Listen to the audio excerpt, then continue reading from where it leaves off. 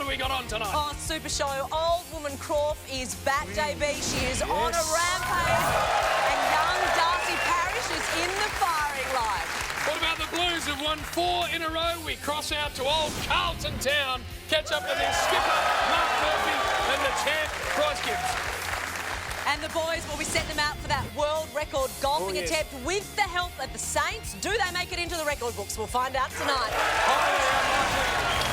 And the Footy Show Stakes has absolutely dominated the Footy Show for those 8 weeks. And there's plenty more of that tonight.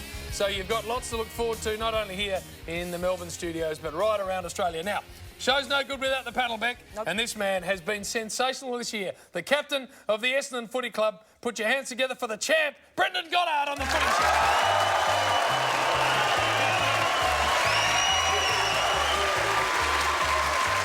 And from the St Kilda Footy Club, please welcome Lee Montagna. Oh, Joey. Joey. Nice to see Joey Montagna. And what about the Premiership superstar, Brownlow medalist on the Hawks, Shane Crawford?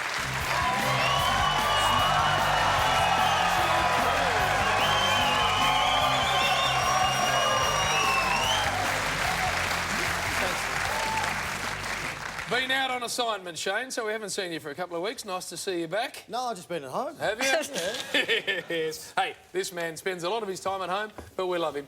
He's the 303-game superstar for Geelong. Put your hands together for John Sammy Newman.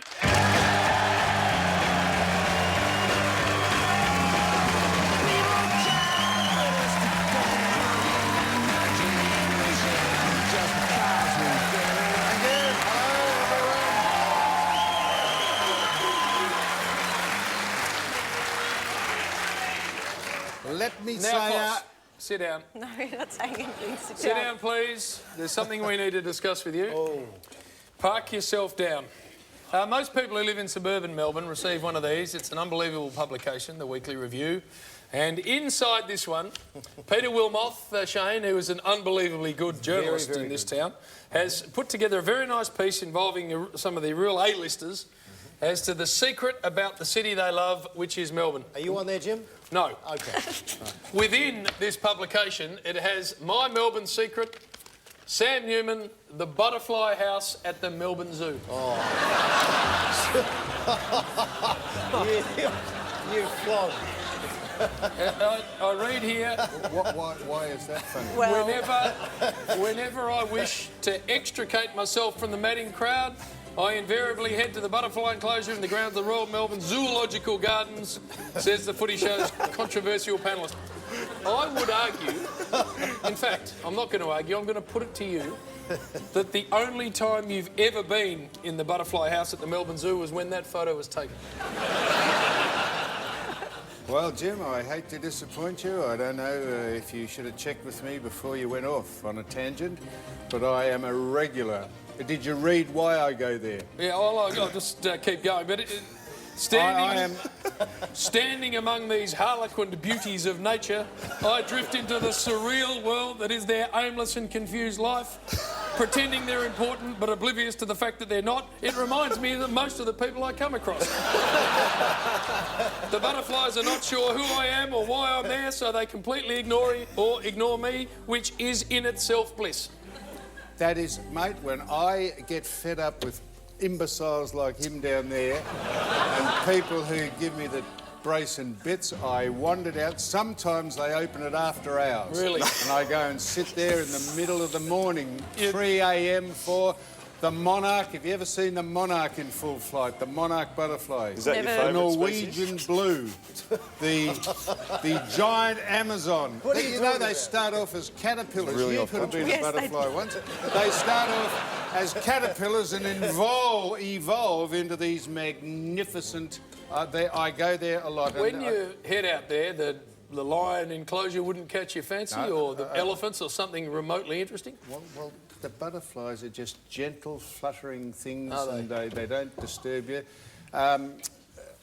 It's fantastic Well, out there. let me just explain this to you, because the boys actually put me onto this a little earlier today. There's an app. It's called a Thesaurus app, where you can put a whole lot of words into the app and it narrows it down to a very short 1 or 2 words that describe those whole lot of words. So what we did with the madding crowd and the zoological gardens and the harlequin beauties of nature, we put it all into this app, and all of those words threw back these 2.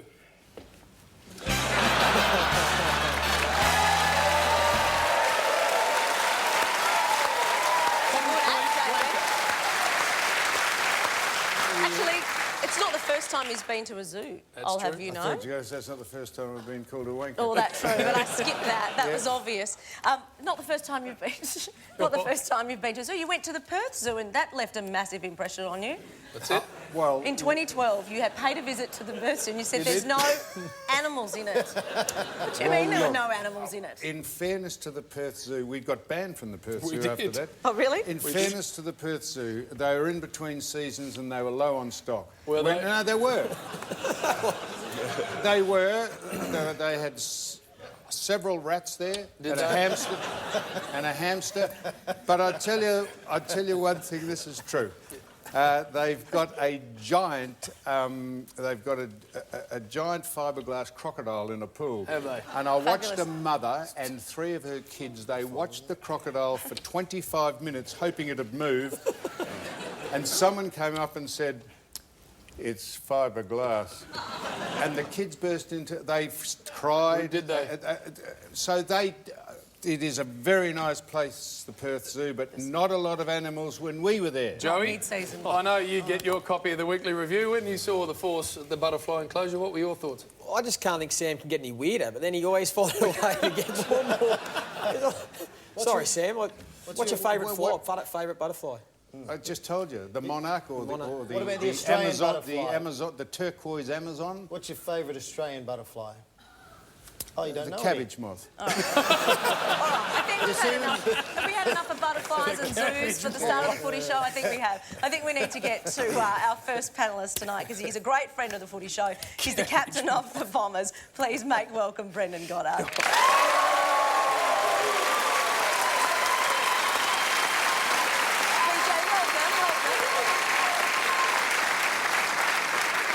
I want to ask you, despite sitting 1 and 7, are you still confident that you can get more wins before the end of the season, Sam? Might as well say ask this anything. genius here, Don't say Sam. anything yet. I said we may as well ask this genius, considering you said we wouldn't win a game. Yeah, that's right, and I saw the only one. I saw the only one that you did win. Correct. And privileged to be there. But this was not a derogatory comment about the Bombers. My point was, as I've said every week, when you lose 25 players, get struck off the list through corruption, then how can you possibly can you prevail? That's all I said. And we managed to get 1 win, but I think we're trying to hang our hat on just giving great effort, and through that we're trying to improve. So we're taking away the factor of winning and losing, and trying to get that out of the guys' minds. So I think that's the best way to move forward. And on the weekend we saw the cheer squad. So I think a few of them are here tonight. So we saw them, and I think they witnessed the effort the guys gave in the second half. But we're not about honourable losses. So. But we're very appreciative of their support. So we're just trying to hang our hat on giving great effort, and I think that the supporters appreciate that. The supporters were wonderful. They just loved you guys having a real crack. So what we thought tonight is we love you being on the footy show, but we really want a good performance from you. So we've decided to bring in the Essendon cheer squad. Put your hands together for them. Hey!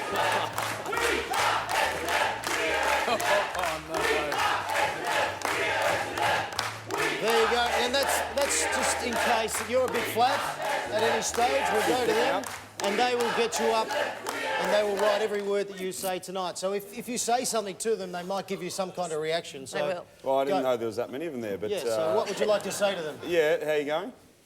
Good. Okay. Talk to you then- later. Don't try and Hey, engage Brendan, I in a want to ask you, if conversation you- with the cheer squad, for God's sake. Sorry, Samuel. Don't try and engage a conversation with the cheer squad, please.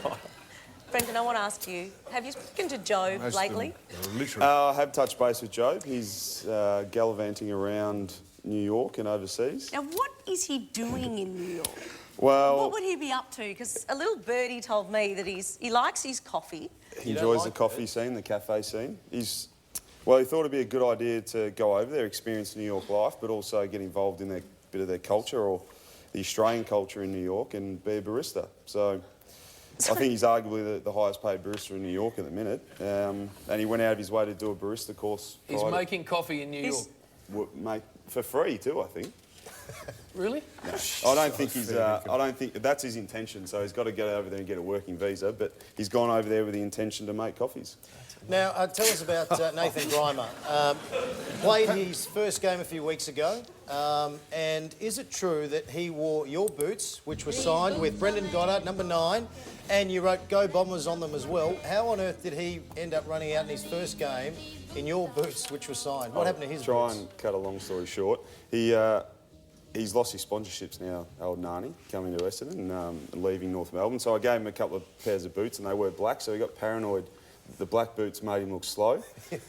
So he wore those for a couple of weeks and come into the senior team in the warm-up at Sydney. He slipped over a few times, so he thought the white boots are newer, so they must have longer stops. Same boot, they're probably older, the white ones, to be honest. And then from the time I gave the final address to walking out of our positions, I was on the wing, and Grimer, Nani as we call him, walked past me in my white boots, which I knew had a signature on them, because I signed them previously to give to a charity or something. Yep. And he tried to get terps the night before and get them off and didn't work. And he walked past me and I looked at him and said, "Mate, are you kidding yourself or what?" And he goes, "Oh, well, I slipped over and I got paranoid, so these will work better." And he got through the game and no one noticed. He played a game of football in a Brendan Goddard signed pair of boots. He did. That's true story. This is the same bloke who, when Brent Harvey, halfway through the second quarter, that's true. I appreciate that, thank you. They love it. Bit delayed. This is the same bloke, Croft, that halfway through the second quarter on the weekend, Brent Harvey brought the forwards of North Melbourne in for a huddle after a goal. And Nani actually walked into the huddle and stood there for about a minute and a half before Boomer realised there was an Essendon player in the middle of the huddle and got him out of there. Is that true? Didn't recognise the jumper? No. No. He was only small. He couldn't see, yeah. Hey, Joey Montagna's here. Nice to have the champ here too. Hey. Very, very good football. Now, Joey, I don't know whether you were able to watch last week with Jack Billings and old woman Croft, but it was just simply extraordinary. Did you get a look at it? Yeah, I did see it. I did. He was genuinely petrified, we found after. He was actually scared of what was happening here. And look, it can happen to any of us. It happened to me last year, but he was... He was genuinely scared, the poor kid. He's probably the nicest kid at the club, and yeah, the boys stitched him up really well. All right, well, we have our old woman Croft second instalment coming up very shortly, and we gave your boys, because the victim this week, that sounds a bit mean, doesn't it? But it pretty much is the victim this week, is Darcy Parish. So we compiled what we're going to show you guys a little bit later on, but we showed the group today at just after training. How did that go, Brendan? There he is, watching it with everybody watching on. Yeah, he's been the butt of all jokes of late, Darcy. Hasn't he? I stitched him up early in the week with something that I won't discuss. But and then you guys stitched him up a couple of weeks ago, and then we were lucky enough to watch it today. Well, again, everyone's going to enjoy that. That is absolutely brilliant. Hey, Joey, what happened on the weekend? Speaking of effort, the effort from the Saints has been really good for a month. Yeah. And then it fell away. Yeah, look, it has been, and we were disappointing on the weekend. We were a bit off at the start, and we were reactive, and very quickly in this game, you can pay for it, and it was 8 goals to none before we even blinked, and that was the game there and then. So we're really disappointed, and hopefully we bounce back stronger this week against the Bombers. Joey, maybe it was because you didn't do your pre-game usual preparation. This caught my eye in the newspaper a couple of weeks ago. Lunches at the Sandbar Cafe on Middle Park Beach got quite a shock a couple of Sundays ago when they saw a familiar-looking figure stroll onto the sand, disrobe down to his skins and wade into the freezing ocean. Closer inspection revealed the person to be St Kilda champion, Lee Montagna, who was apparently invigorating his 32-year-old body ahead of the Saints North Melbourne match that afternoon. The odd thing was that the time was 12:20 and the Saints match was due to start at 3:20 p.m. So you go for a swim and leave it very, very fine to get to your game. Is that your normal routine? Yeah, you tried to make that sound like an erotic novel or something. I did. I'm just learning off the master over here, Sam New. To keep it simple, it's a pre-game routine. I live near the beach and I just jump in the water most days before a game just to sort of wake up, release the endorphins and prepare for the game. So nothing unusual about that. And you reckon I'm weird? Holy mackerel, have you ever heard anything? This is The endorphins released. You got any of them left in your body? not an endorphin in sight. Now, just down the road, a lot of AFL clubs go down there and get in the beach, but they also do a bit of training. The Essendon boys were down there doing a little bit of training, and all I can tell you right now is the players were very focused, but was the cameraman. You have a look here. We sent down a cameraman to keep an eye on what was going on. Yep, back to Brendan Goddard doing some good handball. What's going on down at Essendon? Back to the girls. So all I can say is to all those cameramen out there, you're all sickos. All right? Focus on your job. Well, you didn't even say anything, Brendan. It was quite well. Let's get stuck into the footy. Hawthorn take on Sydney. Friday night football. This is going to be a beauty. MCG, the venue. The Hawks, 41-point winners, of course, over Freo last week. Just the one change. Suarioli back into that side. And, of course, that's always good to see how it comes out for him. And the Swannies, last gasp losers to the Tigers, but still in very good shape. Very good shape. Papley's out injured. Hiscox and Towers come out. Kennedy's a massive in. Always, as is the wee man, McGlynn. And nice to see Rowan back playing for the Swans as well. Very enticing game on paper, this one, Shane. It is. It's going to be very interesting just to see how mentally the Hawthorn players go about it, because it's been a very big week from a Jared Ruffhead point of view, and also Sydney last week after having a close loss to the Tigers. So it's going to be very, very close. I think times like this really galvanise clubs, and I've got a feeling they'll come out and you'll see the real Hawthorn this week. Gee, yeah, that's a surprise. Yeah, this will be fascinating to see how Hawthorn respond. You know, you wouldn't begrudge them if they weren't able to perform at their best, but you also wouldn't write them off the way they're champs. So I expect them to still put in a great performance. Yeah, Sydney will be keen to rebound from last week. They're actually coming back for the G in a 6-day break, I think, so it will be tough for them. And up against the Hawthorn team, which is in good form, and the things we touched on before, but I think Hawthorn will get up. Samuel? Oh, no, Jim. That will sting them into action, but for that very accurate kick by the Richmond lad. Sam Lloyd. Straight into the Fark Academy. Yes. Fantastic kick, but had it not been accurate, they'd be winners. And I think they'll be stung by that. And I know there's adversity over at Hawthorn, but that's adversity losing by a kick, and I think the Swans will come down there and clean up.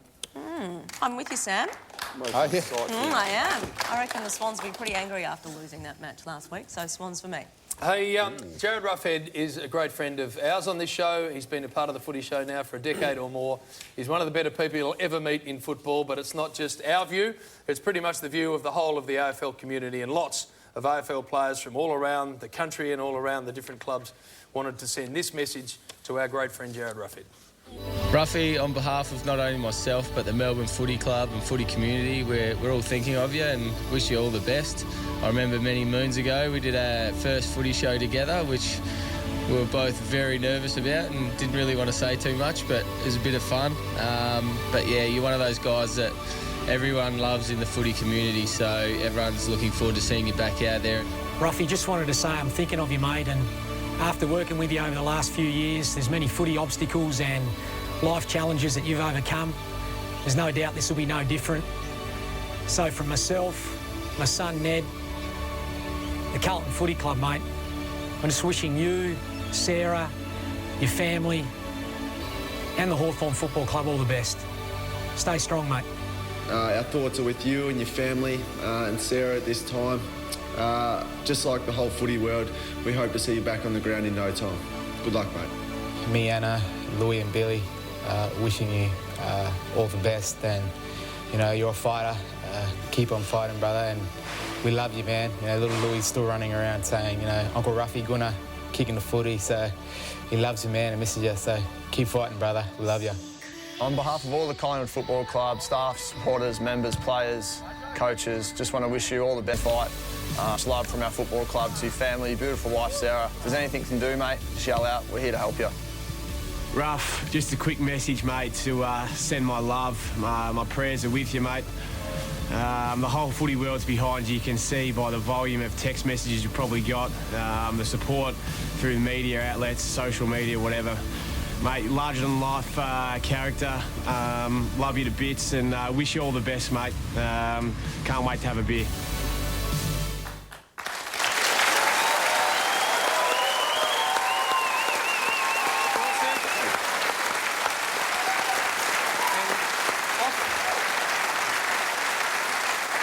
Often we say that you never hear a bad word said about someone, but I think legitimately, as long as he's been involved in the game, Shane, I've never heard anyone say a bad thing about Jared Ruffhead. He is a much-loved figure. Why is that? He's just a good country boy. You know, he came down from Leongatha when Buddy Franklin and Jordan Lewis arrived at the club, and he's probably sort of snuck under the radar for a while, and he's just a wonderful guy. Everyone loves him. It's really rocked the football club. It's really rocked the players this week. He's got a huge battle on his hands, and I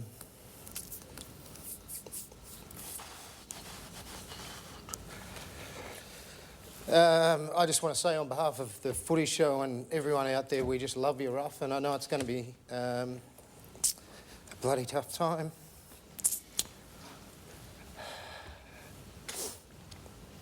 Yeah, I jump in and save you there, Shane, because it's pretty tough for everyone involved in the Hawthorn Footy Club, and of course no one stands more for that than yourself. BJ, this is a man that you've got to know and befriend really well over the journey too, with your Australian connection. Yeah, so Ruff and I knew each other reasonably well, just through the same management group, but we really clicked on the international rules trip that Joey was on and had a lot in common. It was quite funny. I think Sarah, by the end of the trip, became the third wheel with Ruff and I. So, yeah, he's much loved, but I think we all love him just because he is who he is, he's himself, and he doesn't try to be anyone that he's not. As Croft said, a great country lad that's happy in his own skin. So I pass on my best wishes to him, Sarah and his family. We love it. Joey, when something like this happens to somebody that you know, does it put everything into perspective? We play this great game of football, we live and die by this great game of football, but this puts everything into perspective, doesn't it? Yeah, absolutely. I think sometimes we take football a bit too seriously. Yeah. You know, it's a game. We all enjoy it, whether we play or watch it. We all love it. But when stuff like this happens, you realise that, you know, this is something that we should enjoy and we shouldn't take it so seriously, because there are worse things in the world that could happen, not only to footballers but to everyone out there. And I just want to echo BJ's sentiments. Got to know Ruffy in the international rules, and he's just a warm and engaging, you know, he's a real lad and he's really humble, and he included everyone on the trip, and he's just a terrific guy, and everyone at St Kilda and myself, my wife Erin, send him all the best. Yeah, well said, boys, and well said, Croft, as well. I will say this, I think at times like this, it does actually make you proud to be part of the AFL community, that we can collectively put our arms around someone in need. It's really special, so all the best to you, Ruffy and Sarah out there.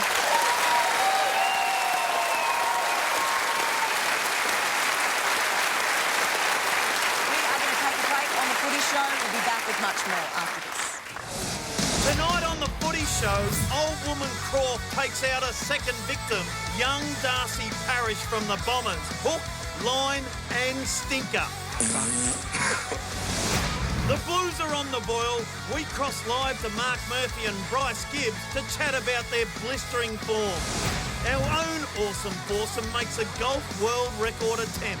And if you want to know just what's inside you, how your soul is, got no soul, I am an arsehole. That's golf, Sammy.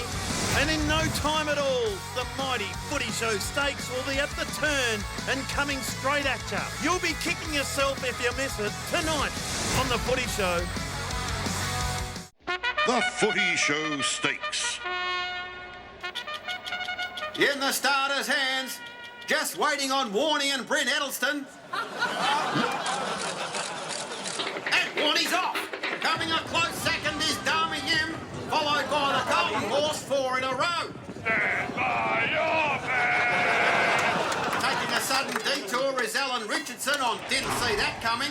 And who saw this coming? It's the Collingwood Party Bus. Straight out of the repair shop. Back at the start, Essendon still haven't left the stalls, but their fans don't seem to give a shit. And even further back, out at the front gate, Jake King is not happy having a bag check. 200 to go, it's Jared Hayne retired from the NFL to have a crack at his next dream. It's Ross Lyon on Read Into This What You Will. And controversy, folks. Looks like Richmond are using an old-fashioned cat-o'-nine-tails whip to get them home. My bad, it's just KB's comb over. How happy are the Tigers faithful? Happier than the push-up king, it seems. Down the straight, it's Warney, it's the paparazzi, it's Bryn chasing them both. And it's Carlton by a neck, a long neck.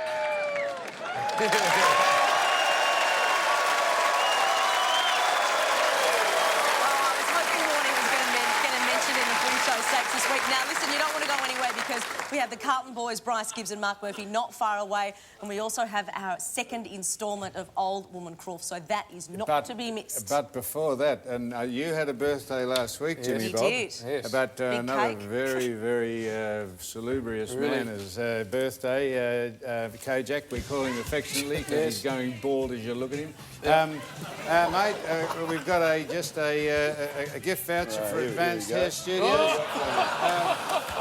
So what did you make it to? How old are you? That's right. Is this your hair specialist? What? Have you got your cosmetic surgeon's number for me as well?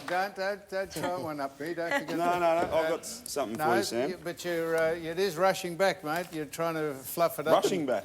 Rushing back it is. Oh, sorry, I thought growing back. But no, I was sitting back the other week and saw this little clippet from last week's show. Yeah. 110 goals I kicked 1 year. No, not 1 year, in my career. How many points? You know how many points you got? Old sport. I don't think I ever kicked a point, Dave. I don't think I ever missed a goal, ever. So I thought that was interesting, and I thought, that's bullshit. So I hopped on Google and found that you're a fraud. Misleading information. That's it. False advertising. So since 1965, when individual behinds have been recorded, there have been over 620 players to kick more than 100 goals. Only 42 of these 620 players have kicked more behinds than they have goals. Samuel, you happen to be one of these 42. Hang on, haven't finished.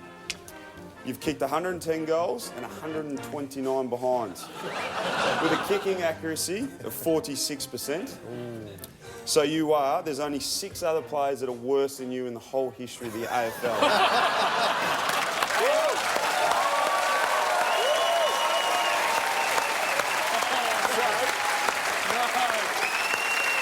So your Spark Academy is a load of crap. So, Brendan, if you want to take it out of context, my shots at goal, every one of them I kicked was from a set shot. All those were rushed or never missed a set. Rushed. I played in the ruck, so I was asked to scoop up and have shots and pings from everywhere. Every set shot I had was a goal. We were talking about set shots because that's the context it was in, about the boy from Hawthorn kicking the goal to win the game and the boy from Richmond kicking the goal to win the game against the Swans. That's what that was about. But the game hadn't been played about the Swans yet, so I might have I reckon he's got you a little flustered here, Force. He's got you 15 love and heading down to 30 stats love. Don't lie, Samuel. What? Stats don't lie. Google doesn't lie. Google doesn't. What is Google? You know, Sam, people out there, Sam doesn't own a computer. He doesn't know how to turn on a computer. That's correct. And what's wrong with that? No, nothing. Hey? Nothing. Yeah, no, that's right. All right. Waste a hell of a lot of time with useless information like that. Well, you remember it how you want to remember it, Sam, and Brendan's got the facts, so it's fine. It's all good. That's the second clip you've got. That's 40 love now. I'm just warming up to you in a minute, Beck. No! All right, I think it's safer if I get to a game. What do you think? All right, it is Collingwood and Geelong. And the MCG on Saturday. The Pies have won 4 of their last 6 matches against the Cats. Out for Collingwood goes Ben Sinclair with concussion. In comes Ben Reid. Still side bottom, plays his 150th match. Jamie Elliott, we heard during the week, no closer to a return. He's got that terrible back injury. For the Cats, out goes Ruggles. He's been admitted. And in comes George Holland-Smith. He hasn't played for a while. And interestingly, Patrick Dangerfield is now leading the AFL Coaches Award outright after polling another 4 votes last weekend against his old side. The Geelong Cats are travelling very, very well. Croft, do you reckon they can get another win over the Collingwood? I do. I really do. They're going beautifully. They're tough. They're highly skilled. Fast. And they're not just relying on 1 or 2 players. No, it's they're not very evenly tall, spread. And if they can hold them together, I have no doubt that they're going to be there during the finals. But Collingwood, very good win last week. They've got a lot of confidence out of that. So it should be a good game, but I think Geelong will win by about 30 or 40 points. Yeah, Cats travelling beautifully, 7-1. I would expect them to bounce back. Keep winning this week and beat Collingwood. And how good was it last week to see Patrick Dangerfield play against his old mob, Adelaide? He handled the occasion, beautifully. You see him there speaking to Matthew Richardson, and he did it really well. He was composed. He spoke to all the media, and he was doing it really well. Not like my old mate here when he played his first game against St Kilda all those years ago. What happened? You wept. It's obviously pretty emotional right now, mate.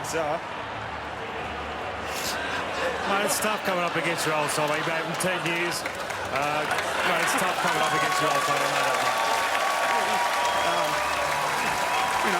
Sort of feeling that,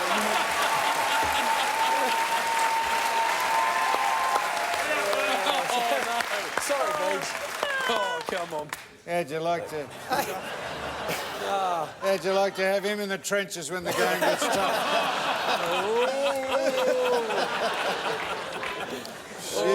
30-15. Oh, turn it up. Who do you think's winning this game? LB, did you give us a tip? Oh, no, next. Do you reckon they can win the whole thing, Sam? Geelong? Pardon? Do you think they can win the whole thing? I don't think they can win on Saturday, let alone the whole thing. Geelong? Yeah, no, well, is it my tip? Yes. You're tipping Collingwood? Yeah, I'm tipping Collingwood. You're tipping Collingwood? I'm only tipping Collingwood to piss you off, Beck.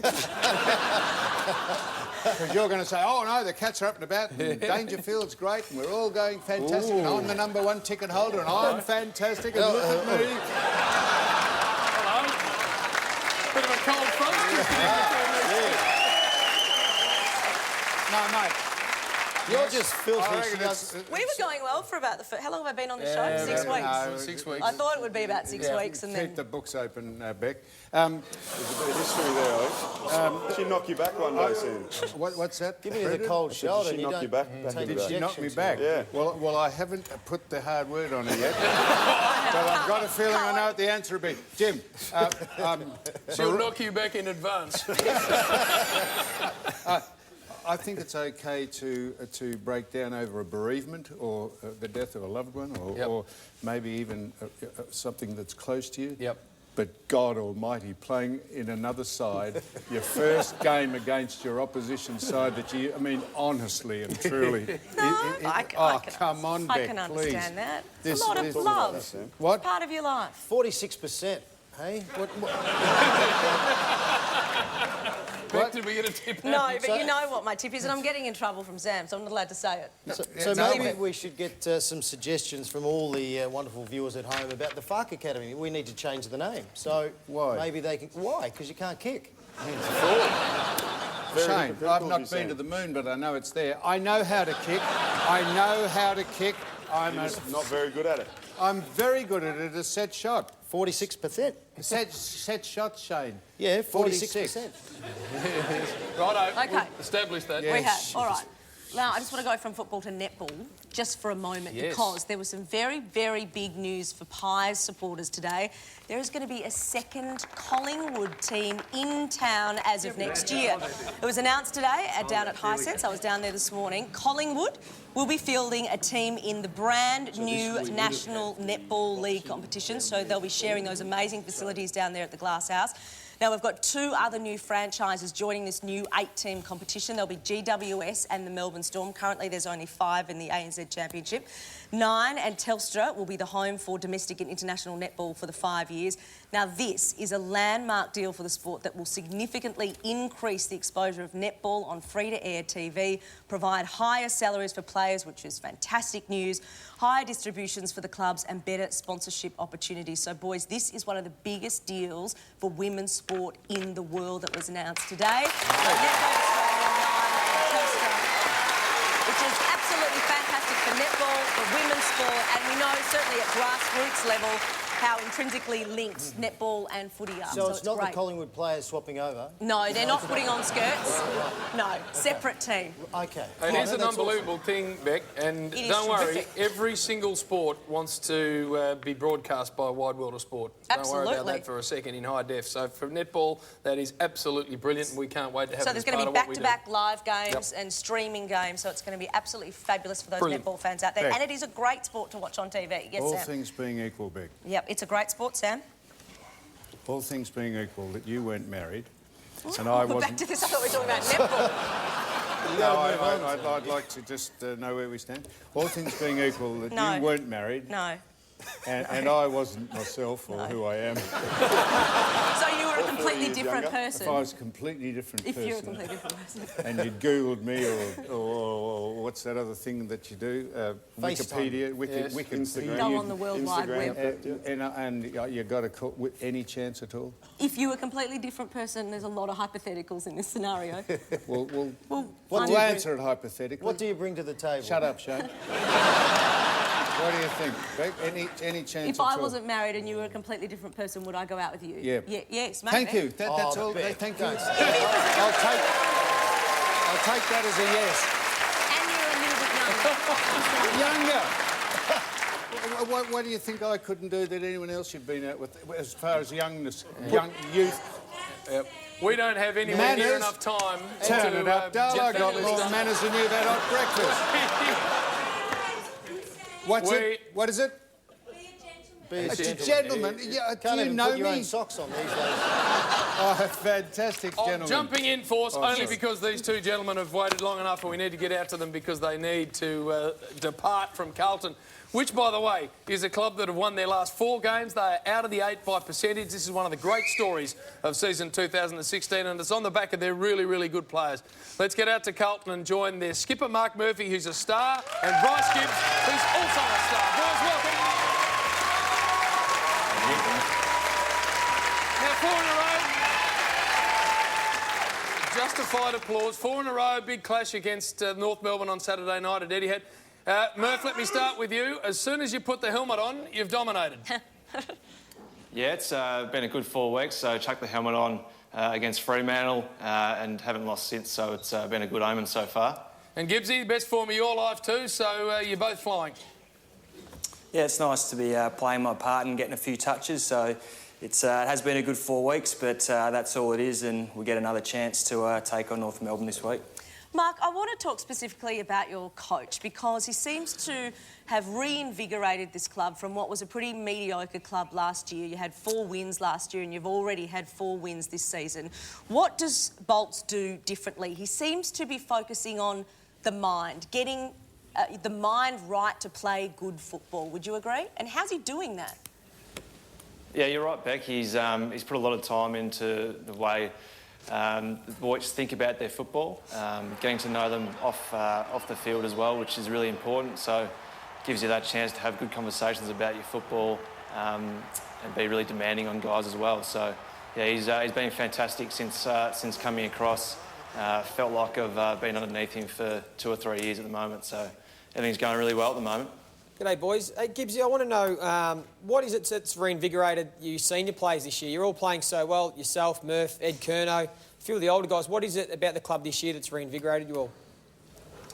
Yeah, the whole club's been on a reset, as it's been well documented. The whole place has been turned upside down. We've got new people at board level. We've got new people through the footy department, a lot of new players, a lot of new coaches. It's just a completely different environment. And we're really thriving. As Murph said, Bolts has given the leaders a lot of opportunity to lead the team and endure our ideas on the team, and we're loving it. So we've got a bit of momentum at the moment, and hopefully we can keep it up. Loved what you did, Murph, for Cade Simpson on the weekend, who's one of the great guys in footy and been an unbelievably good player for your club. But Cruiser slotting that one late, and the fact that you're all able to get around Cade in the end was just a great fill-up for everyone at the Blues. Yeah, no, Simo's a ripping bloke. Obviously one of our good mates at the footy club, and played a lot of footy with him, so it was great to get a win for such a courageous and unselfish player. So for big Frankie Cruiser to kick the winning goal there late in the game was great for us, and it was great lifting big Simo up after the game on his 250th. Yeah, boys, BJ, just on what you said before, Gibbsy, about new people in the footy department. How's old Neil Craig going down there? I know he's had pretty big influence at Essendon, and I'm just wondering how he's going. Yeah, big Noel Craig's going well, mate. He's obviously got a lot of experience, and he's sharing that not only with the senior players but all the young players as well. And we just love him main training sessions when he gets his socks pulled right up, gets his footy shorts on, tucks his jumper in, and he's a star on Wednesday trainings. We're going to have a look at the team, Jim. Your mob, North Melbourne, taking on Carlton. Round 9. Can it be 9 wins in a row? For your mob, Jim, you're doing a wonderful job. What a president you are. We're going to have a look at the North Melbourne team. Farito comes back in, a very good player. Farron Ray, good to see him, your old teammate there. And Dumont, so I like him. I like the way he goes out. Majak Dor is out. He's omitted because he missed that shot on goal. Jacobs got a foot injury. He's out for the rest of the year. And Wood got concussion. We have a look at the Mighty Blues. They're airborne 4 in a row. White comes in, Gorringe and Vita in. Out goes Jamison, Cruiser and Casbolt. A couple of real tools going out, but they're going beautifully. They're just having a real crack, and you've got to love what they're bringing to the table at the moment. It's good to see Dale Thomas is in good form, and you just love watching the Blues at the moment. A very good setup, and they're just having a real red-hot go. I'm tipping North Melbourne, though. Jim, you're I reckon Gibbsy and Murph will both be pretty happy that Ben Jacobs isn't playing this week, because he would have definitely gone to one of the two of them. So they'll enjoy that. I think Carlton are a big chance here. I really like the way they're playing. I think North maybe just might be due just to have a down week, so I'm going to give Carlton a chance in an upset.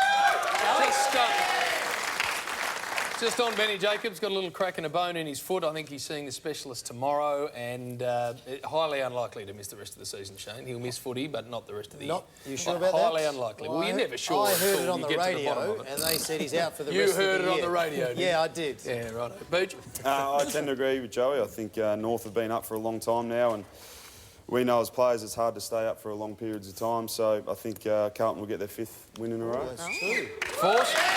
Now, Mark and Bryce, I'm told the good news is I'm told that you have a greyhound, and it won its 4th consecutive race the same week that you won your 4th consecutive game. Is that true? It's called Tear It Up. Yeah, no, it's called Tear It Down. But yeah, so that was 4 from 4, but unfortunately on Sunday night had another run and got clipped out of the box. So come 4th. Yes, you beat me. That is the bad news. It got beaten its last start.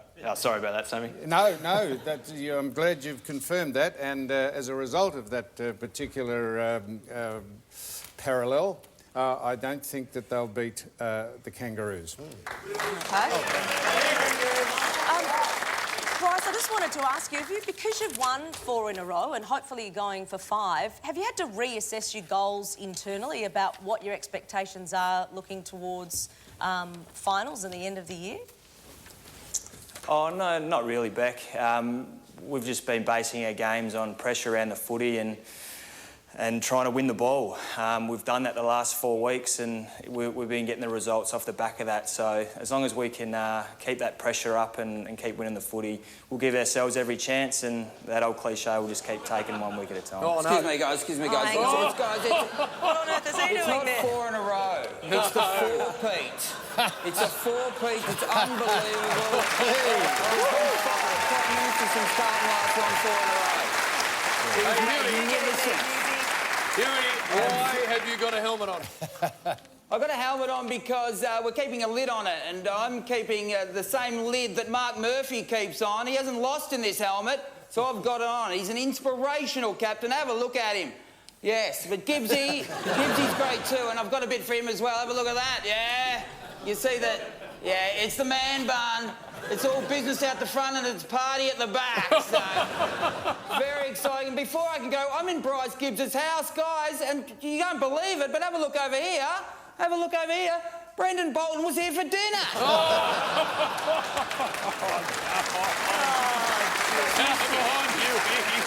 Very good, Husey. Good luck, boys. Bryce Gibbs, we are in your house tonight. Good luck getting Husey out of your house. Please thank Mark Murphy and Bryce Gibbs for joining us on The Footy Show. sure you leave, Husey.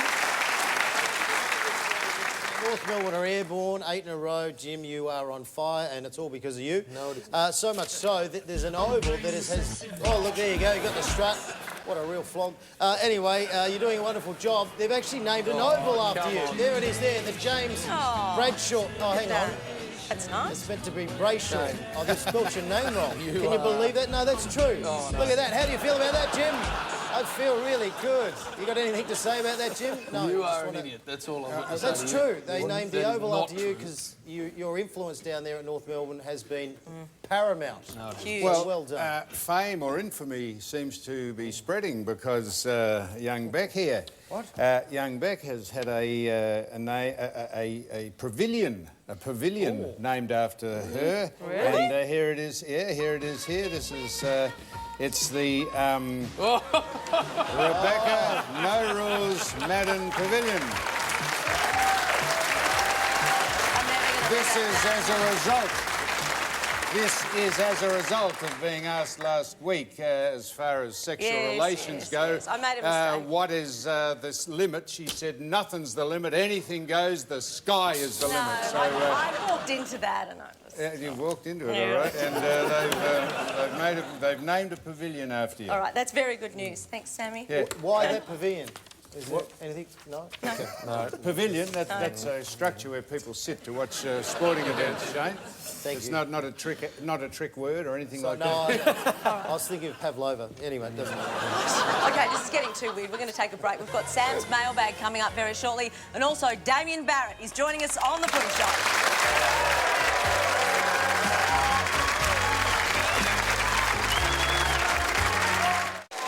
Welcome back to the Footy Show. Thanks to Nissan, of course, and Home Timber and Hardware. Sportsbet.com.au. Download the mobile app today.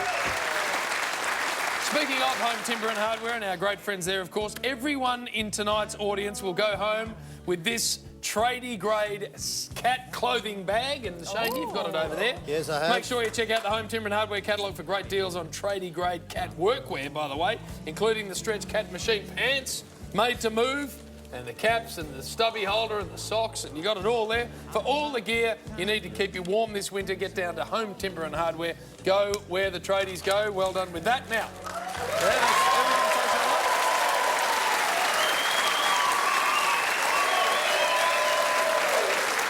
before Beck does her introduction, we've had lots of people, social media especially, coming back to a speech saying the cheer squad appear to have dropped off you a bit. They haven't applauded one thing you've said for an hour. Gone. There we are. Didn't have to say a word, Jim. Don't have to. Right, that'll do. They're just warming up. That's about They're right. just warming up. Well, here's, ladies and gentlemen, the best newsbreaker in the business, and we are lucky to have him on the Footy Show. Please put your hands together for Damien Barrett this evening. The future of a player once regarded as the second best 17-year-old in the country, Adelaide's Brad Crouch, that future has hit a roadblock with contract negotiations stalling between him and the Crows. Now, both parties are adamant they do want a future together, but there is significant Victorian club interest in the now 22-year-old. He has endured a pretty tough 18 months when it comes to injuries. He's also found himself in a couple of off-field incidents which have required the club to speak to him. There is no pending resolution to his future with the Crows, and the Crows are aware of the outside interest in Crouch. The system which has allowed GWS to compile this incredibly strong playing list is starting to work against it, and the club now needs to shed a massive $600,000 worth of players outside of its salary cap next year in order for it to meet the AFL regulations. They'll be in breach of the cap if they do not move that amount of players out, and the situation has been caused largely by the big contracts that have been received by Jeremy Cameron, by Callan Ward, Tom Scully and also Dylan Shield. They've lost Adam Treloar for the same squeeze last year. They do know that they'll lose more players this year, and they also know, the club that is, that that will not just be the out-of-contract players who will be the target of outside raids, it'll also be the in-contract players. But just to repeat that, $600,000 right now is the amount by which the Giants are over the salary cap for next year as it stands. Tensions between North Melbourne and the Gold Coast have escalated this week when North Melbourne captain Andrew Swallow on the Sunday Footy Show basically brought into focus the medical handling of his brother David's knee problems by the Gold Coast Suns. At the urging of his father and also his manager, David Swallow of the Suns sought outside medical help for a pretty serious knee injury which at one stage was thought to have actually ended his AFL career. That is not the case. There is still doubt about it. But while some officials from both clubs did become aware of the treatment of David Swallow by the North Melbourne high performance manager Steve Saunders, not all people at both clubs were aware of it, and there were some pretty tense and fiery conversations. So what we have is a situation where the North manager of high performance was treating a player from another club. It's not the only issue in the medical department for the Suns this year. Jared Grant had a screw inserted into a wrist which was too large. That did set back his own recovery from that issue. But Jim, just having your high performance manager, a man who is highly regarded and very highly paid, treating a player from another club, it's a highly unusual situation. Yeah, come on. Yeah, well, it was in the off-season. David Swallow came to Melbourne to seek multiple opinions on how he could get his knee right. Steve was just one of those opinions. Their footy department knew about it. More importantly, their medical staff knew about it. So I don't get why it's suddenly an issue, to be honest. It has become one, and there are tensions well, but I don't between the two understand clubs. why. Big It's issue. five months ago. Disgraceful, it is. He is contracted for next year, 2017, David Swallow, but there is interest. But he's got a battle to just get back. It's hopeful. The Suns are hopeful that he will get back out there late this year, but that initial diagnosis of not playing the game again is still one. And until he does, that does loom as a worry for him. So if he does get back, he's a very don't good just player. try and laugh it off. It's I'm not serious laughing matter. it off. I said it was in the off-season. I don't know why it's suddenly become an issue. It's not how it's done, Jim, and you've got to play by the rules. Is that what you got to Should be do? an Thank investi- Damien Barrett, everybody, by the way. He is the best in the business. Thank you, Damo. I just noticed in the rundown it's now time for one of my favourite segments. It is Sam's mailbag.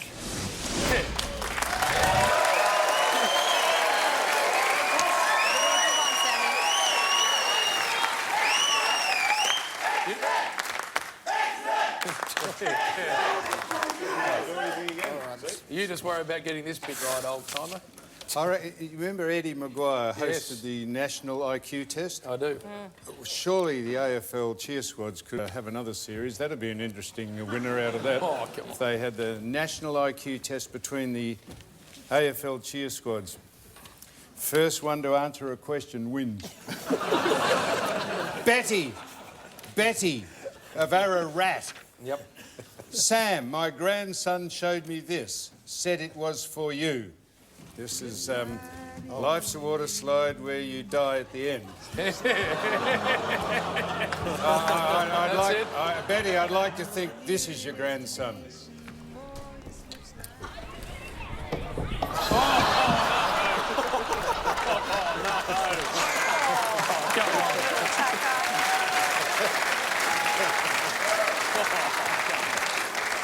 Obviously an only child.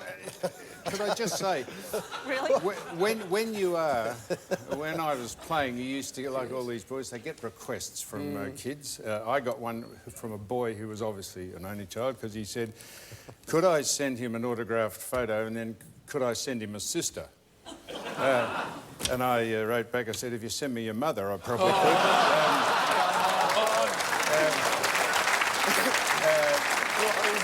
And so Betty continues, and my hubby Len showed me an old 1970 Geelong Advertiser article. Is this why you have an aversion to fruit, Sam? Now, this is true. This was Geelong playing South Melbourne, I think, in those days it was called, and Len Smith was the coach, and Doug Wade was about to shoot for goal, and this is absolutely legitimate. Someone threw an apple at Doug as he dropped the ball onto his foot, and it knocked it out of his kicking arc, and he missed the goal, and we missed the finals for the first time in a decade as a result of that. So that is why I don't like fruit. Granny Smith? Granny Smith. Well done, Shane. Len Smith was the coach. He was Norm Smith's brother. I cannot believe... Were you there, Beck, or just a twinkling in Mr Madden's loins at that stage? I wasn't. You weren't born then? No. Long way from being born. So that was what year? 25 years prior to Beck even thinking about it writing. That's how long ago you were playing footy. Next bit.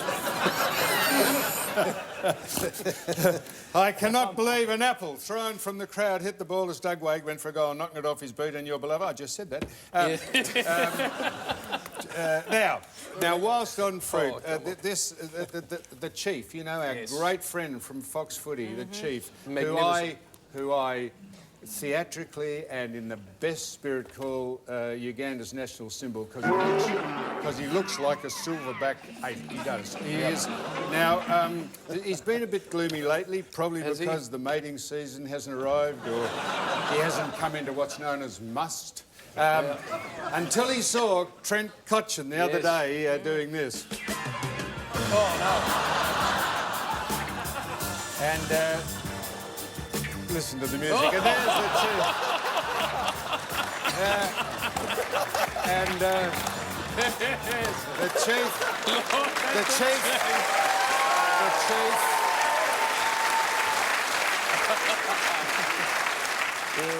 coming into must is what happens to a lot of mammals, elephants in particular. In the breeding season, they start to leak fluids from their genitals and stuff. And the chief obviously got a bit aroused because he was last seen doing this at the MCG.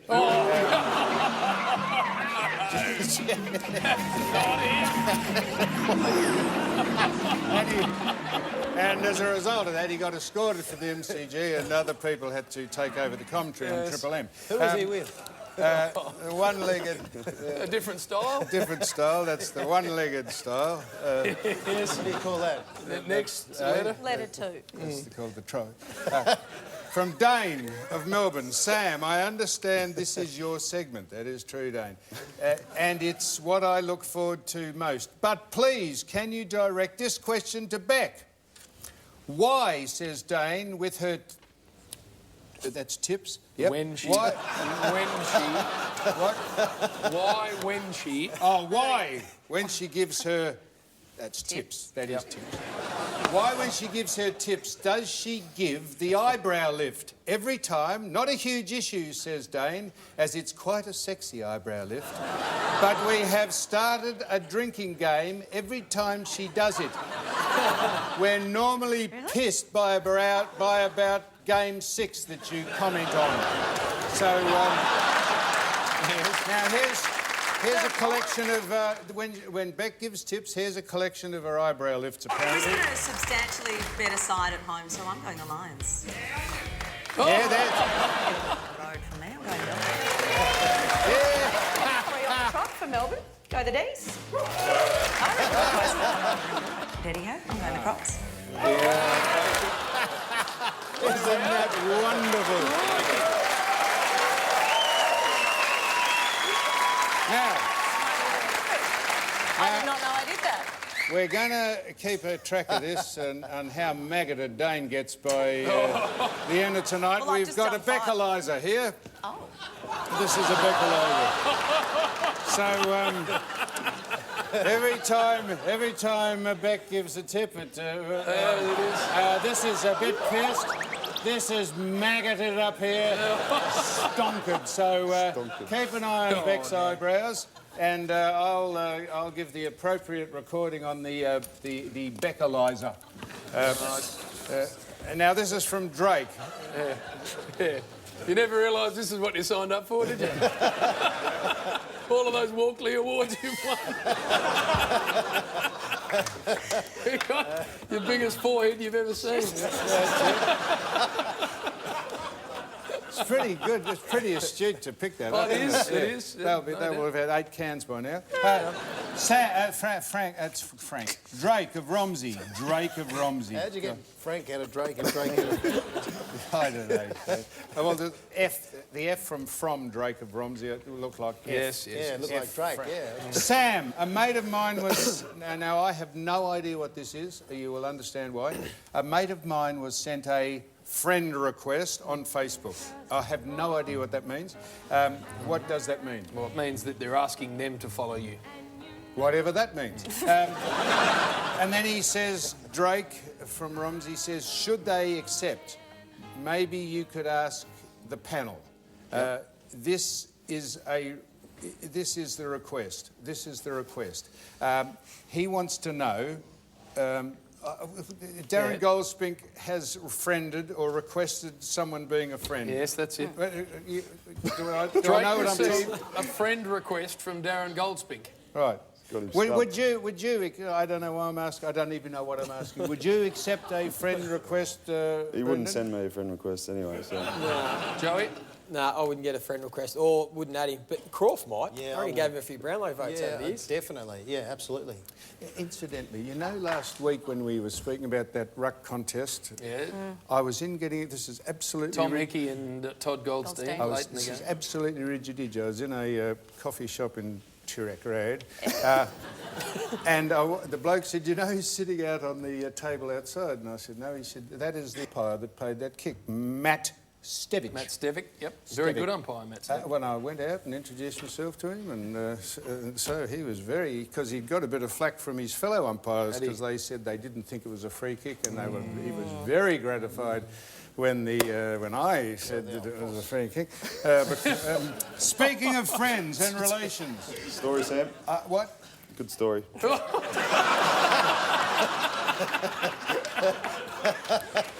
Kojak.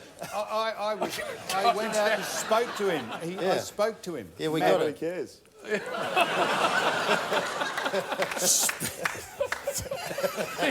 Sharp tonight, BJ.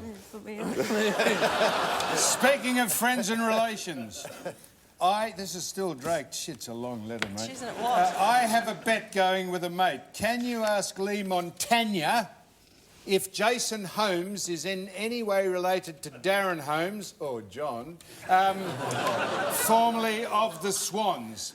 Does anyone know what Darren Holmes is famous for?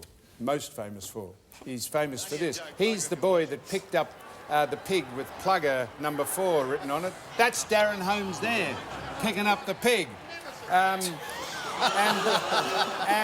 this is Darren Holmes's childhood sweetheart right here. Come on.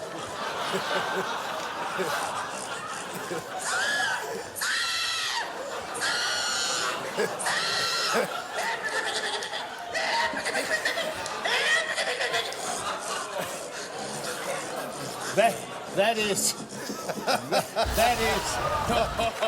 real competition. That is. The real 3001 sounds up now. They can order company.eu.com.au/AFL Footy Show. That was actually a pig squealing competition. That is your classic example of a bush pig. I know. A legitimate competition. Now, speaking of legitimate competition, we are going to a break, but from start to finish to get the ball into the hole. So, we assembled an all-star cast, which was Sam and myself, and Sam Fisher and David Armitage to have a crack at it. You'll see that when we come out of the break.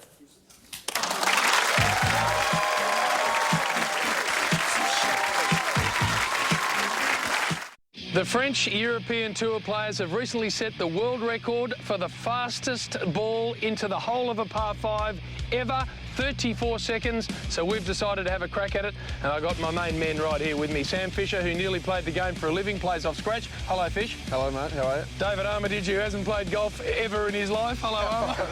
How you going, mate? And Sam Newman, of course, who plays off a low single-figure handicap and regularly. Oh, yes. Now, listen, this is how I see it working. Fish is a star, so he should tee the ball off. Starfish. Hits it a mile, 300 metres, so he'll get us underway. Force you play every day so you can hit the next ball. That means nothing. And then, Armour, we're going to get you to do as little as possible. Well, why wouldn't I putt? And then I putt because that's the only thing I can do. How does that sound? Yeah, fine. All right, are we ready to go? Yeah, absolutely. Let's have a go at it. Yep. Got him. Oh, I heard it. Oh, I did hear it. We're away, boys. Shit. Here he goes. There, he's off to the races. Have a look at the old enforcer. God. Shut up, mate. Nah. I've got the wrong club, mate. Oh, look, it's way down here. Is it right up here near the neck? Right, so... me dead. Well, mate, look at that for a shot. That's gone 400 yards. Oh, has he lost sight of it or something?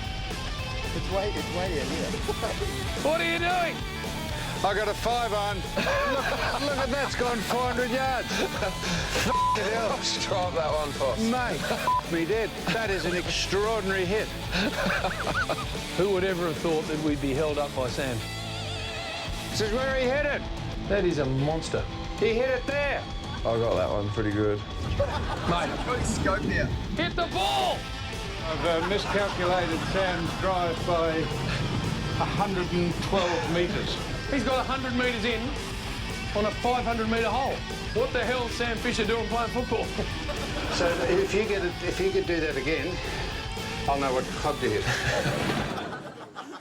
Let's hope it lands on his head and knocks some sense into him. Yep. Striped it. We're away, boys. Where's that? Here he goes. He's chasing it. Come on, He's here he chasing goes. it. All right, Forsler, onto the green. Stiff this one, mate. Stiff it. Too much time taken. Too much time. Oh, here we go. Pretty Come on. good. Pretty good. It's really good. Oh, it's going to go in the hole. Stop, you bastard. Hit the ball. Jesus. Come on, Armour. You can't hit it till the ball stops. I hit it too far. We're dancing for two. Up around here somewhere.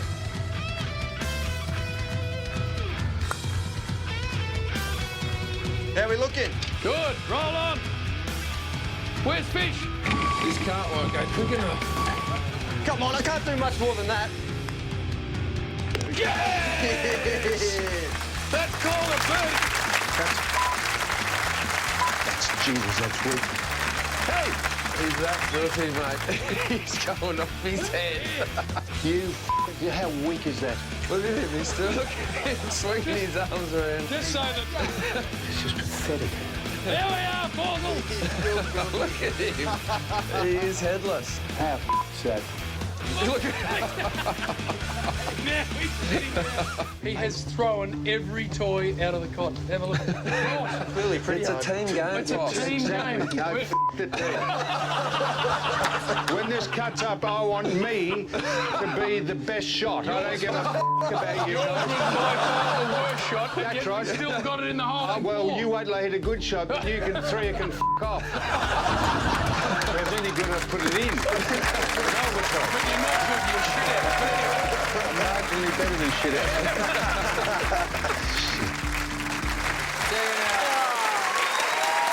Hey, boys, it was a very, very good attempt. I Very tell good you, you can attempt. understand my angst. He hit it. You don't even hit it that far. He hit that almost 400 yards. We had one of those Bushnell rangefinder things, 352 metres. Which he is hit the ball. 400 yards nearly. Now, Beach, you could have you, 50 Samuel. goes at it and you'd never get it 350 Well, that's the only metres. thing you can do, so I'm sorry for showing. And people that don't know Sam, was he dead serious then, Jim? Sam Newman, oh yeah. On the golf course? Yeah. As selfish a golfer as I've ever No, come mate, across. that's a 9-9. You were... Anyone that's played golf with you, that is normal behaviour on a golf course. Mate, if I'd put that on the green, we would have broken the world record. That's very true. It's like your goal kicking. Once again, you missed. What? The world what? Well, record. I Yeah. just said that. Hey, Beach, do you want to have a go at this? Happy to. All right. Yeah. You want to put a team together? Team V. Well, V something. you can have a crack at that. Yeah, I think, happy to do that. I think We'll get the cheer squad out there. All right, I think Give we're us a bit of a lift. 52 seconds. We're not taking the old fossil. No, you Spends too can long put your own over team it. together. 52 seconds, I think, was the time. So, Beck, we might keep our eye on that. You play golf, Beck? No. Let's move on to I the next reckon I game. could be the last one and putt. That looked easy. JB did that. Let's move on to the next game. St Kilda taking on Essendon Sunday twilight. Etihad. And let's have a look at the mighty Saints. Can they bounce back? Sam Fisher's in. Beautiful shot that was. Mackenzie, McCartan, Holmes, Lone. He goes out and Hickey plays his 50th game. Well done. Have a look at the Bombers. We're having a crack. The supporters are right behind them. Gwilt, Michael, Merritt and Gleeson come in. Just have a real crack. The supporters are up and about. Can they get over the Saints? I don't think so. I think the Saints will win. Lee?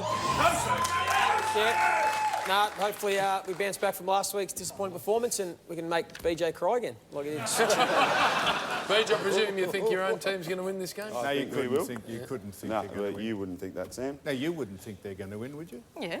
Us? Yeah, you. Yeah. You honestly think that you'll win? Yep, we can win.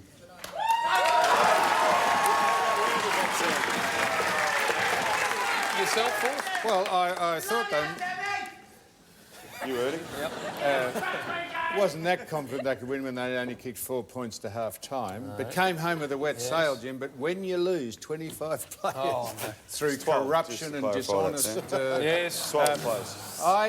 I still am the only person here, besides him, because he was in it, to see them win their only game for the year. Very good. And it was fantastic, but they won't win another one. And they can't. Well, Come on. St Kilda I'm not knocking Essendon. Worsfold's done a fantastic job. Yes, he has. Yes, but they couldn't win another game.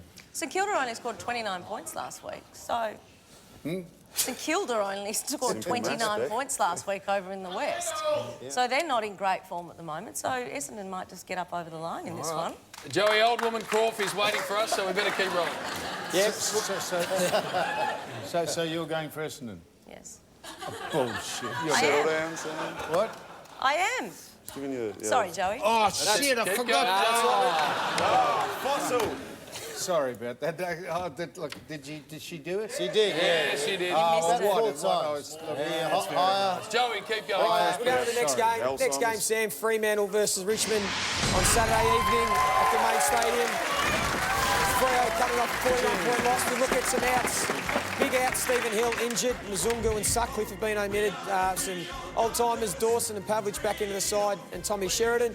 Over to Richmond side, you see this week they've got a couple of young guns out of the side. Corey Ellis and Daniel Rioli, out of the team, and in come Trent Cotchin and Kane Lambert. So I think that's Fremantle.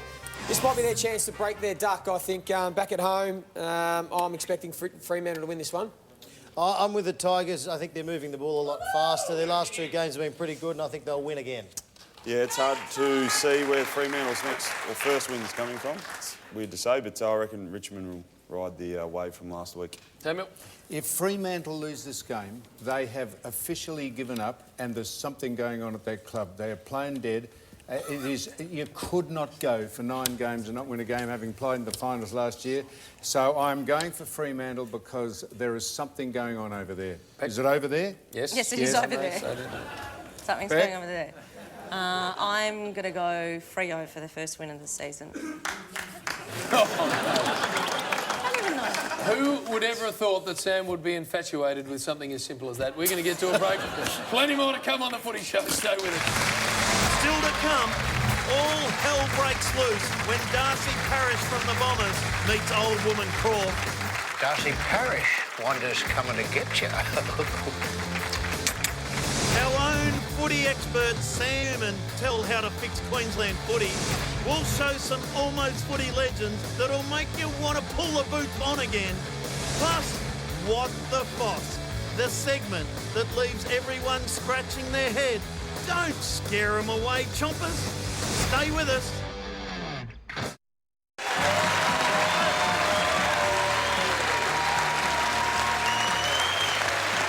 Welcome back. You're watching the Footy Show. Let's get straight to the next game. Brendan, you've got this one for us. Gold Coast v Adelaide at Metricon Stadium. Both teams coming off a loss last week. The ins for the Gold Coast Sun, Riscatelli, Curry, Davis, Russell, Tape and Wright.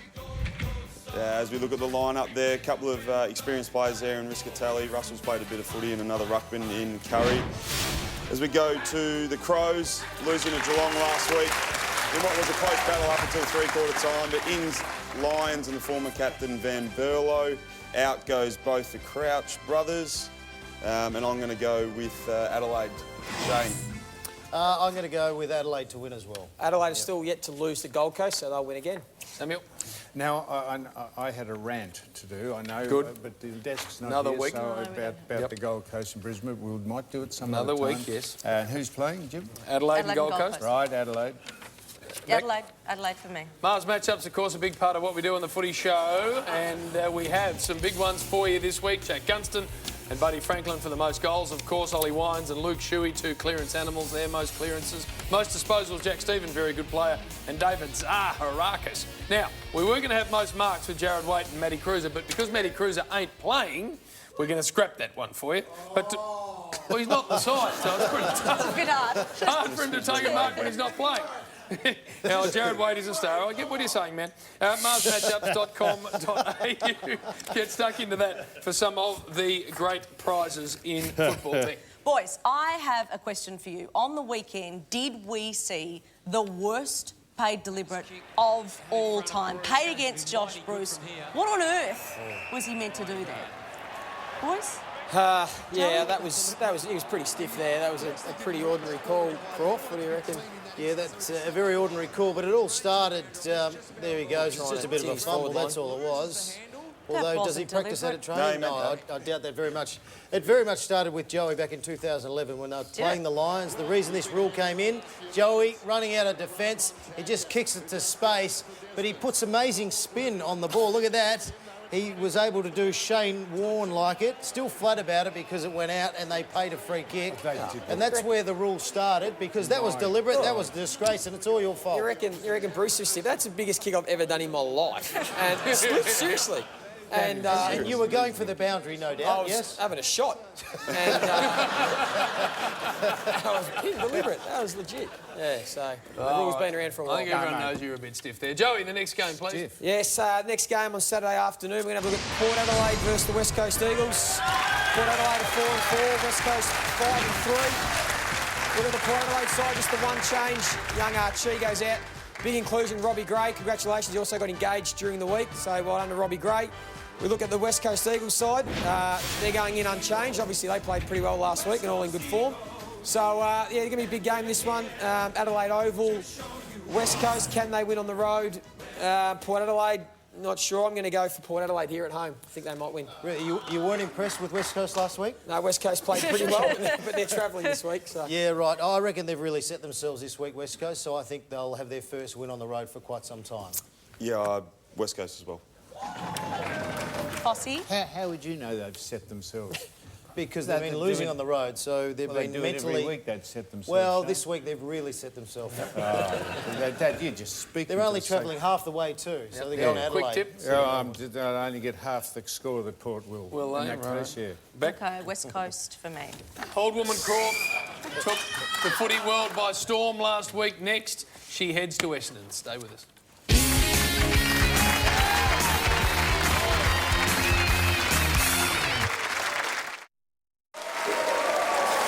Well, make sure you're watching the Footy Show next week as we reunite the famous Collingwood Rat Pack.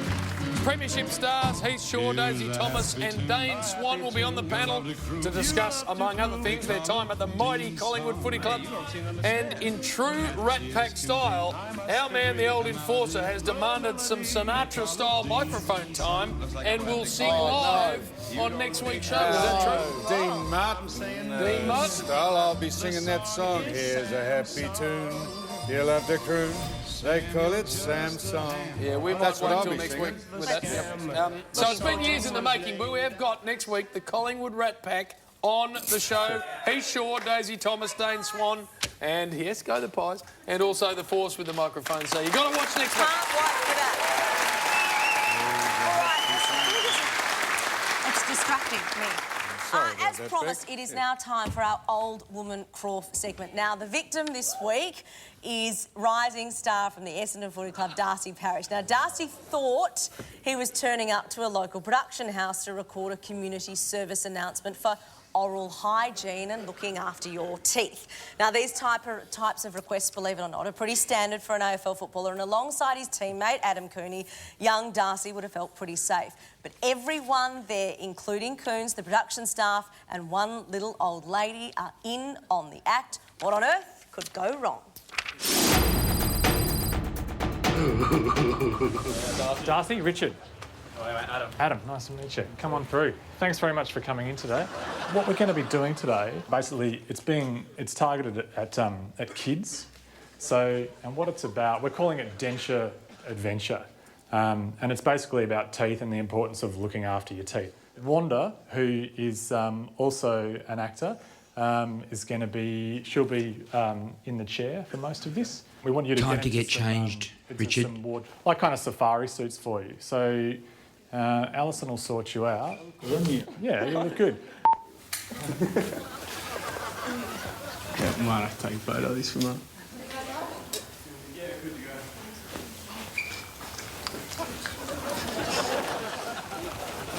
Wanda, your deep vein thrombosis is really hurting you. Go in there swearing about your deep vein thrombosis. Yep. You're not happy? Deep vein thrombosis again. You sit down and the circulation doesn't go into my legs on the toilet, and I'll tell you what, but deep vein f***ing thrombosis. Richard, tell her off, Richard. Are you all right, Wanda? Hey. Hey, just don't forget, Wanda, this is... You know, you've got to watch the language a bit because... Yes. Remember, it is PG, it's for kids. So we can't, you know... Off, Richard. Sorry? What was that? I'm sorry. Wanda, time to come into the chair. So, Wanda, you'll be in the chair. Yes, I know how to sit in a chair. You know how to sit in a chair? That's good. Yeah. Actually, I've just remembered one other thing that is important that I just have to say. So this is medical grade nitrous oxide, laughing gas. We're going to use it as part of the action, but it is just a prop. I don't want anyone... Wanda, are you listening as well? Because this is for everyone. I just need it to... No gas, to mention that. Yeah, no gas. Turn the gas on. Don't mess with the gas. Go through the script, Richard. And Darcy, Yep. you'll start off camera and come on as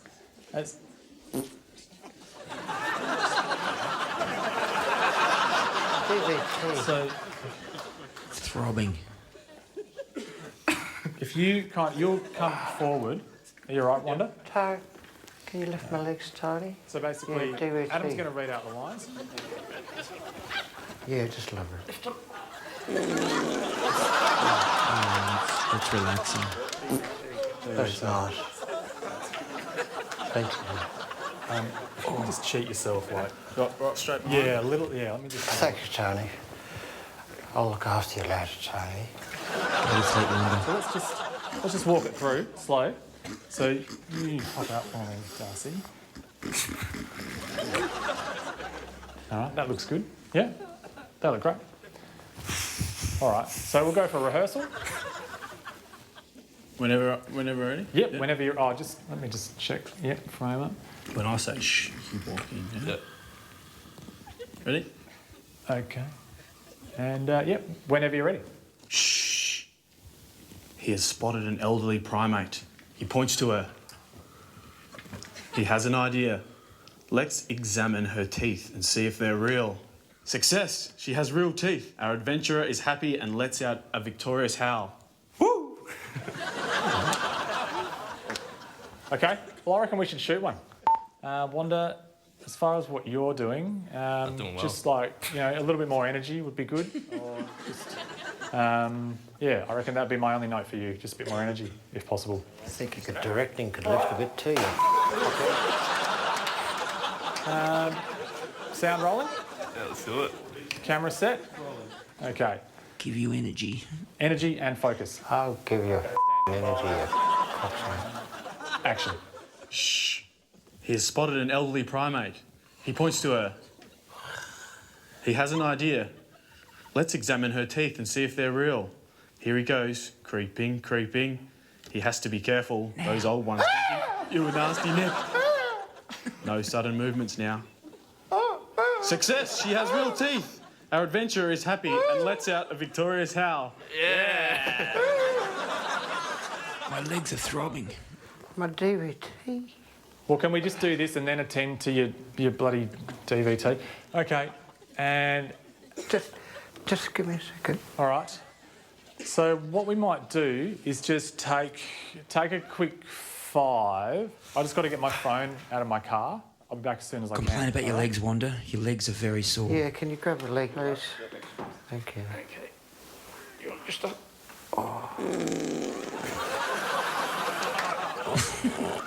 Wanda, how's Darcy? Come over. Get the young man to have a go too. What's that? Can you lift her legs up? She wants me to do it. Ask him if he's got a girlfriend. Does he? Do you have a girlfriend? Do I have a girlfriend? Yes. Nah, I don't actually. But Yeah. Not again. Like older girls.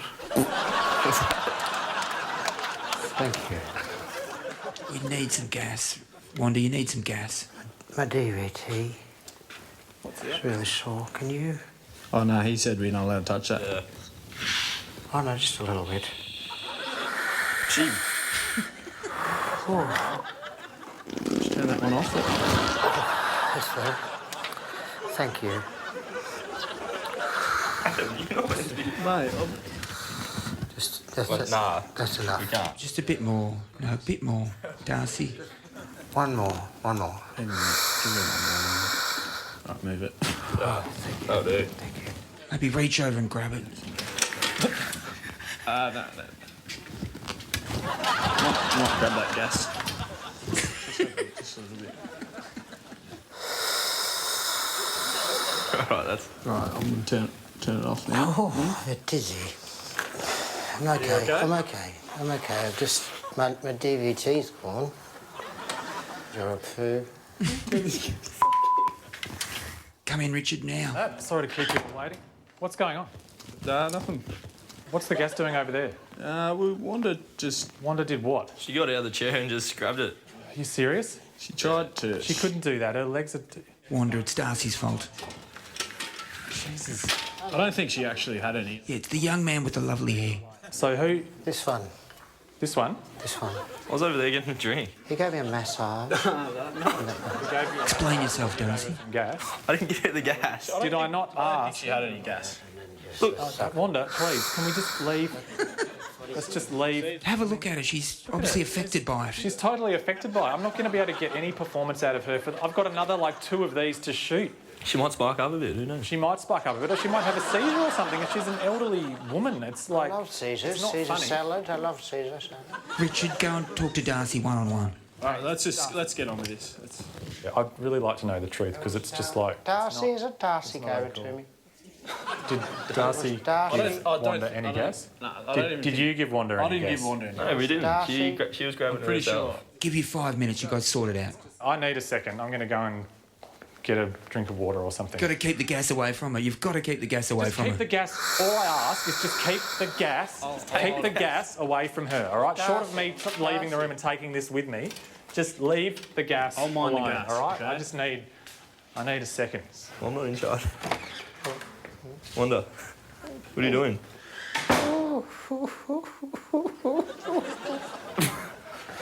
He's a cockhead. Can you ring Des or something? Can I ring him? Have you got your phone on you? Yeah. Oh, this is ridiculous.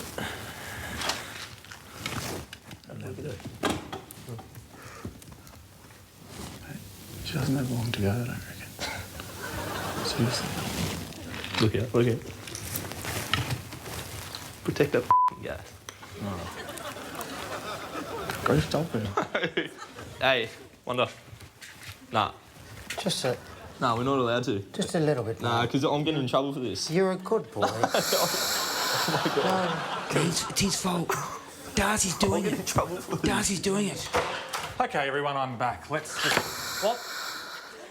Christ's sake, people! I told you to keep her away from the bloody gas. Mate, Wanda, jeez. please. Darcy. It's not up to Look us. at that. It is up to you. Wanda, defend Darcy. He's a lovely young man. He's a lovely young man. Yeah, You I'm leave sure alone. he's a lovely... What? I've had enough of you. No, you listen. You're directing Wanda, a shit. No. Listen, I've had enough of this. I've had enough of this. I've had enough of my He's a set. good young man. Okay, listen. Darcy, seriously. Leave him alone. It's just ridiculous. I'm trying... I know, there's community TV, whatever. I'm trying to be a professional here. I've come in here and, and you've just... I just felt that you haven't taken this seriously. Wanda, tackle Richard. I'll look away for 1 second. You're not the #1 draft pick in here, mate. Whoa! This is ridiculous. Can you give me... Cannot work under these conditions. Break it up. What's going on here? It's the riot squad. What is going on? What the hell is happening here? Leave this old woman alone. Who put this old woman on drugs? Did you do it? Did you?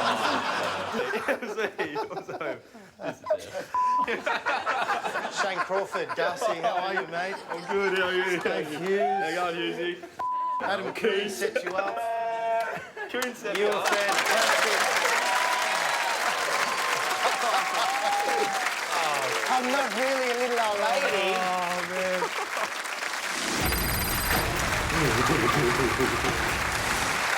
Yes, that's it. Old woman crawl, better known as Wanda. Plenty more where that came from too. We need to get to a break on the Footy Show. What the Foss, not far away.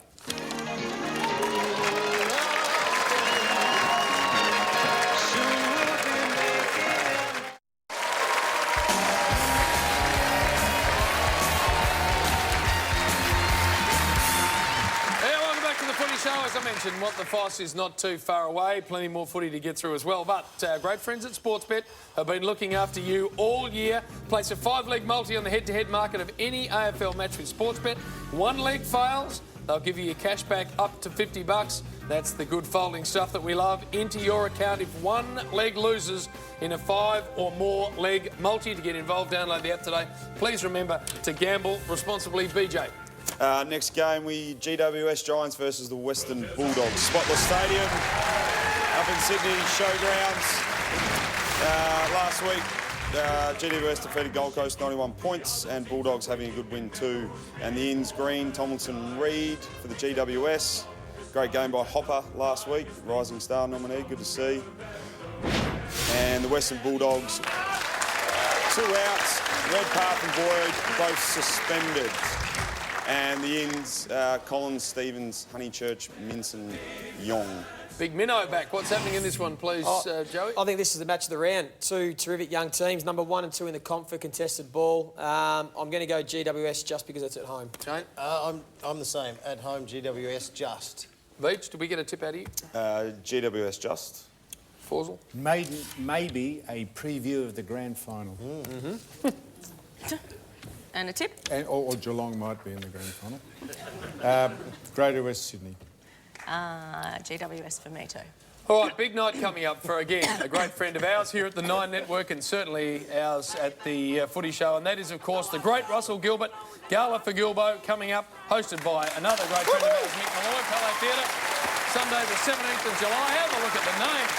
Husey, Will Anderson, Judith Lucy, you can read them down there. Sean McAuliffe, Denise Scott. It is a star-studded lineup. And a man who kicked this show off, Trevor Marmalade. There he is, down the bottom.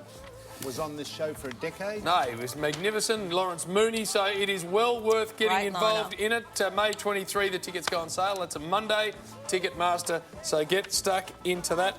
And we are going to keep moving because the next game of footy involves the Melbourne Footy Club, who take on Brisbane. MCG Sunday.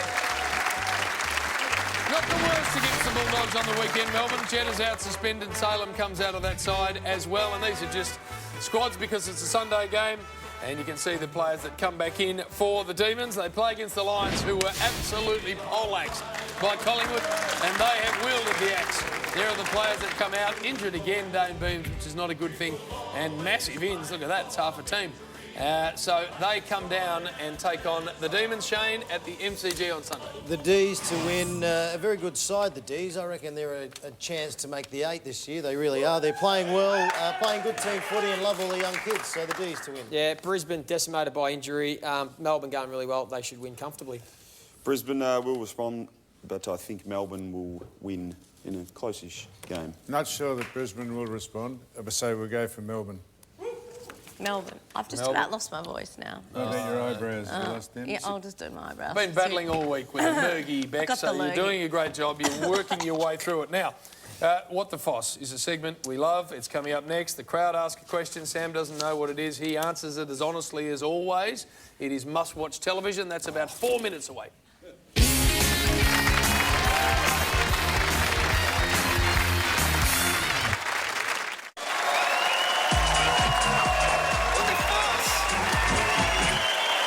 Segment's called What the Foss.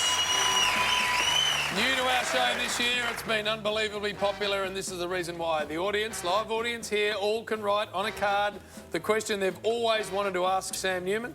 We then pick out the best couple. The boys read it out on behalf of the audience member. BJ, you are first. By the way, Sam doesn't see these questions. Go.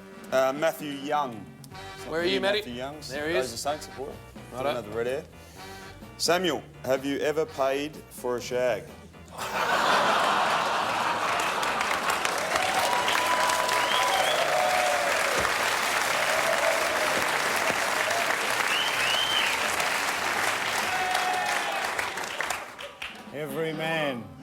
every time he has one, indirectly pays for it. Someone asked me a similar question. They said, what do you usually say after sex? I usually say, do you take Visa? There we are. The old next question time, I reckon, Joey. Who have you got? Where's Georgie Kavanagh? Georgie? Where's Georgie? Stand up, please. Stand up. Stand up, Georgie. Georgie has a date question for you, Sam. She wants to know where are we going and what are we eating? Saying no, but where are we? The girls are in. Question. So the girls would like to go on a date, and she wants to know where are we going and what are we eating? You're going to my place and me. Thank